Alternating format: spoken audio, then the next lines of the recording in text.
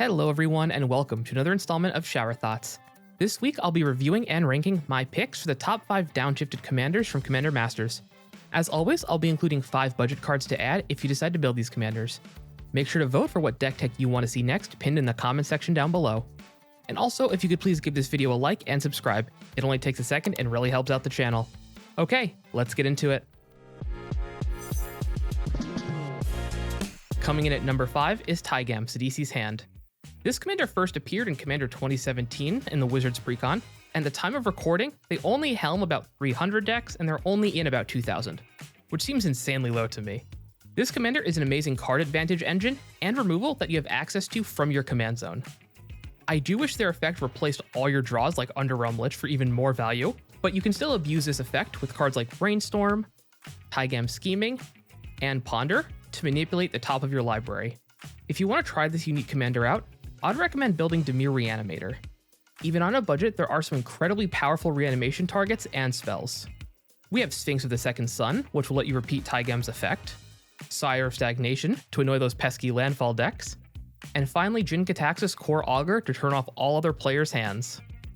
My biggest issue with Tigam is how expensive mana-wise they are. Dimir isn't known for its ability to ramp, so if Tigam gets removed enough times, it can be a problem for the deck. However, they are an interesting commander to build that provides powerful card advantage and a unique playstyle, which is why I put them at number 5. Key budget cards to include would be Arami of the Dead Tides, Psychic Possession, Persist, Dread Return, and Demon of Dark Schemes. Coming in at number 4 is Akiri Fearless Voyager. When building equipment decks, people tend to think of Voltron strategies, but Akiri doesn't want to just suit herself up. Instead, she wants an army of equipped creatures to swing in with. While you could still play equipment like Loxodon Warhammer and Argentum Armor, you should be prioritizing equipment with low mana value and cheap equip costs. And you'll need to make sure you have enough creatures to hold these weapons. Personally, I like the idea of having a Goblin sub-theme in the deck to generate tokens, but you can go with any strategy you like, just so long as you have enough creatures. Another thing equipment decks like having are protection spells. Thankfully, Akiri provides that protection. You'll just have to unequip something from a creature to keep it alive, but that is a small price to pay for the card advantage she'll provide. It was a close call between Akiri and number 3 on the list. Now the reason why I decided to put her at number 4 was the lack of a win condition from the command zone. Yes, you could try to suit her up and knock people out with commander damage, but I think there are better commanders for that game plan. I'd still recommend her if you want to try a more unique equipment commander though. Key budget cards to include would be Danith Capuchin Peregrine, Forge Anew, Nahiri Forged in Fury, Jor Kadeen, First Gold Warden, and Mask of Memory.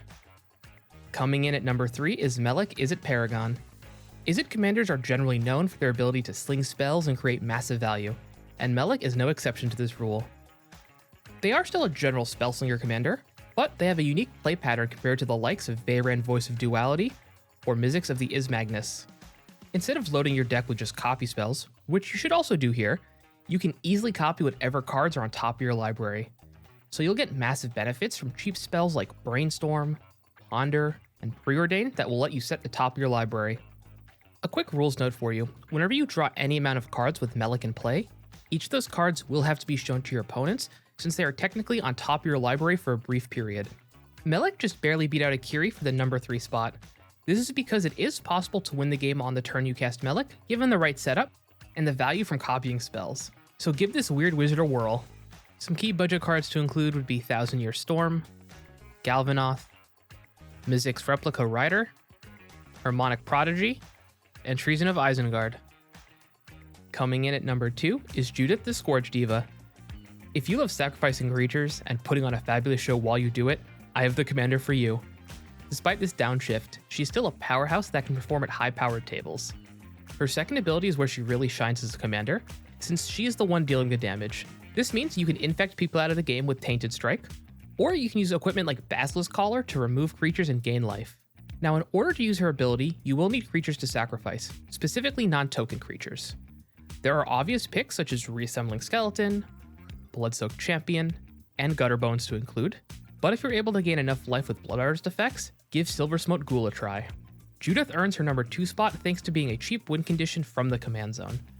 You can choose to play her early as a value card, or hold on to her until you assemble a win condition. While she isn't as flashy as other commanders, she does her job well, and sometimes that's all you can ask for. Key budget cards to include would be Viscera Seer, Tontnez Swarm Piper, Mahadi Imperium Master, Squee the Immortal, and Squee Goblin Nabob. And coming in at number 1 is Teshar, Ancestor's Apostle. Now, do you like eggs? No, I don't mean the eggs from animals like chickens, I mean artifact eggs.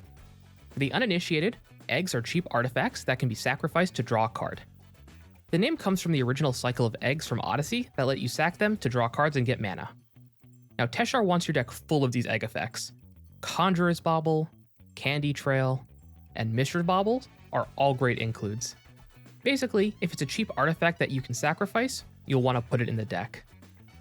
You'll also want to include creatures that you can recur for value, from the Goodest Boy Spirited Companion for card draw to Cathar Commando for repeated removal.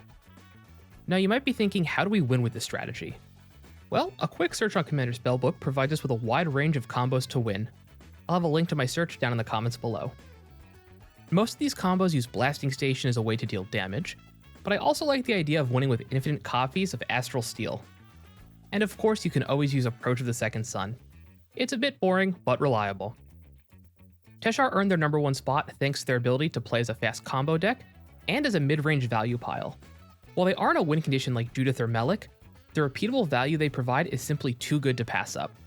Key budget cards to include would be Oswald Fiddlebender, Benevolent Bodyguard, Mirror Retriever, Circuit Mender, and Savine's Reclamation. Before I wrap this video up, I wanted to go over some honorable mentions. While these commanders are still powerful, they just failed to make my top 5. That doesn't mean they won't make yours. Remember, lists are subjective. First up is Goreclaw. This bear is the embodiment of Mono Green Stompy. It helps ramp you into big threats, and it gives your board trample when it attacks. While this ability is strong, I find the linear play pattern of this commander to be pretty boring after a few games. But if you love playing big stompy things, Goreclaw is a great option. Next is Padim Council of Innervation. If you want a mono blue artifact commander that isn't going to get you killed right away, give Padim a try. They do give your artifacts hexproof, which is nice, but the card draw effect doesn't happen until your upkeep, and you need the highest mana value artifact for it to work. I'd recommend this commander if you don't want to play something like Urza Lordhite Artificer, but if you're looking for a more interesting commander, Drafna, founder of Lotnom, is a great option. And finally, Kemba Ka Regent. I happen to love mono-white equipment decks, and Kemba is an interesting one. My biggest issue with her is that it's an upkeep trigger, so you need both protection and equipment ready to go, otherwise she'll quickly become too expensive to cast if she's removed, or you won't get any value from her upkeep trigger. However, I do love her in the 99 of Akiri Fearless Voyager decks. She's a great way to get bodies.